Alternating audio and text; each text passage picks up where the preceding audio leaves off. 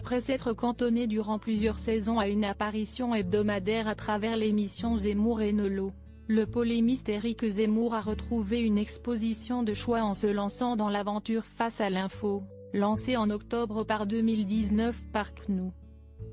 Christine Kelly, aux commandes, y anime 4 éditions par semaine, diffusées en access.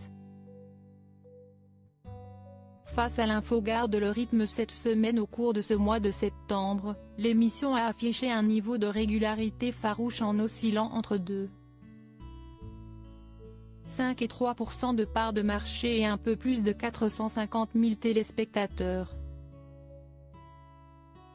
Des performances équivalentes à celles atteintes en fin de saison dernière, tandis que Face à l'info tournait autour de 1% lors de son mois inaugural. Depuis le début de la semaine, les échanges, portant autour des élections américaines, l'offensive de Jean-Luc Mélenchon sur la créolisation mais aussi sur le rapport entre la publicité et l'écologie, ont attiré une moyenne de 495 000 téléspectateurs, correspondant à une part de marché à hauteur de 2,8%. Moins de 100 000 téléspectateurs pour Zemmour et Nolo. En revanche, le tandem Éric Zemmour-Éric Nolo, canalisé par Anaïs Bouton sur Paris Première, a bien plus de mal à décoller.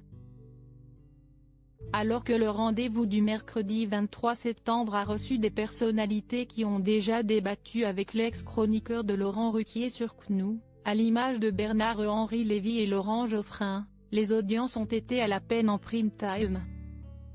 Paris Première a pu compter sur 85 000 irréductibles, soit une part de marché à hauteur de 0,4%, contre 0,6% pour la moyenne enregistrée la saison passée. Anaïs Bouton et ses chroniqueurs ne sont pas parvenus à titiller la moindre chaîne parmi les 25 premiers canaux de la TNT.